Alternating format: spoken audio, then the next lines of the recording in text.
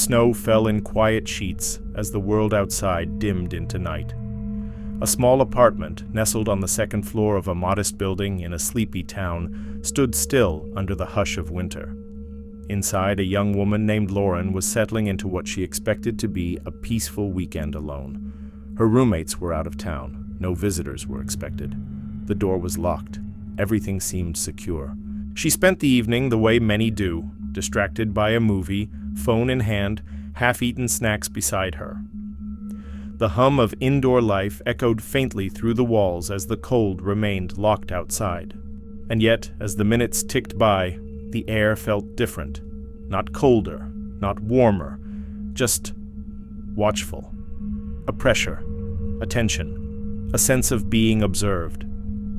She shifted in her seat, glancing over her shoulder more than once, her gaze catching nothing but shadows and closed doors. Upstairs, a dull thud, a creak of wood. The old building always made sounds, but this one seemed deliberate. She chalked it up to settling beams or distant footsteps from the neighbor's unit. She slept uneasily that night. Morning arrived with soft light and silence, but the apartment was not the same. Cabinets stood wide open, every single one of them. Kitchen, hallway, even the bathroom. Items had been moved. A knife was missing. Her routine was simple and organized. She did not leave things like this. Her sense of order was firm, and this disruption gnawed at her logic. There were no signs of forced entry. The door remained locked, the windows shut. She was alone, supposedly. As the day passed, unease settled deep in her chest.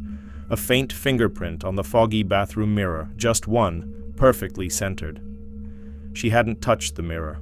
She tried to tell herself she had. She tried to believe. That night, as she brushed her teeth, the floor creaked behind her. She turned quickly, heart pounding, but again, nothing. She kept all lights on that night and closed the bedroom door. The hallway beyond was a tunnel of unknowns. Sleep came in waves. She awoke to small sounds, metal clinks, soft taps, but nothing certain. Her sense of control crumbled the following day when the apartment felt wrong again.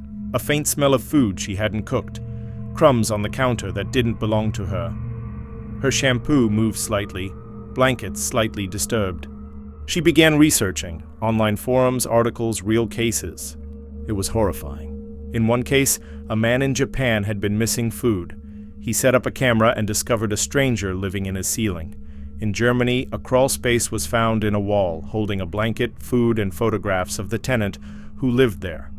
Across the world, others had described the same thing, feeling watched, missing items, strange sounds, all real, all terrifying. The realization struck her. This wasn't a haunting. This was someone. She checked the attic access panel. It was undisturbed, but it hung with an uneasy air, as if it had been moved and replaced perfectly. Her sense of being watched intensified. She no longer trusted any corner of her own home. That night, she kept her phone close. She had installed a basic indoor camera weeks prior for security.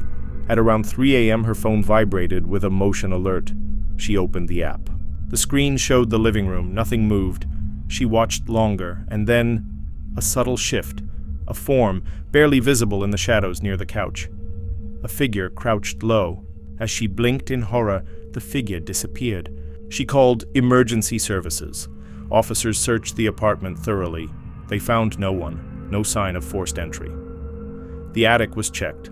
The crawl spaces, nothing. She wasn't believed, but she knew.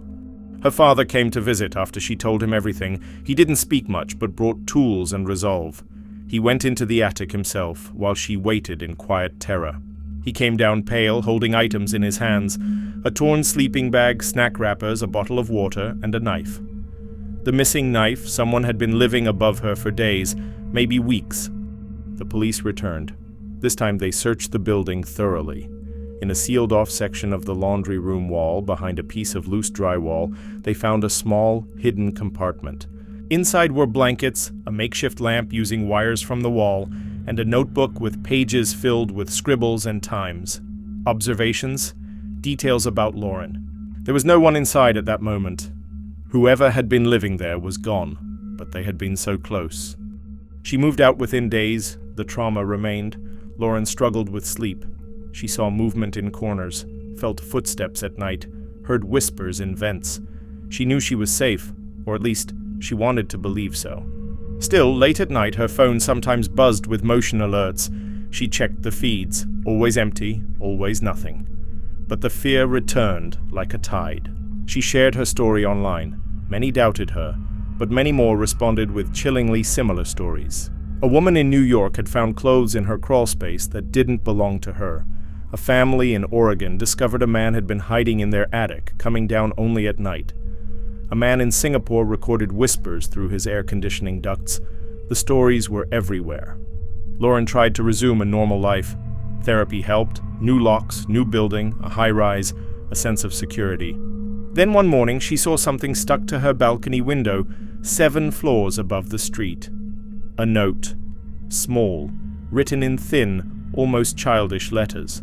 The letter read, "I never left." There were no fingerprints, no signs of how it had been placed. She called the police again. They never found anyone. She moved one final time, this time far away. A different city, a different country, a place where she hoped no one knew her name. Lauren's case is one of many.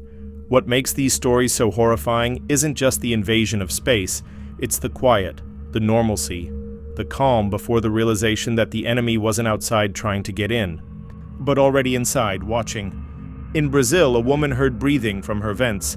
In the UK, a teen discovered claw marks inside his closet wall. In Florida, a man found camera holes in his ceiling tiles. In Korea, a woman discovered the man living in her ceiling had been taking food while she slept inches below. Every continent, every country, every type of home.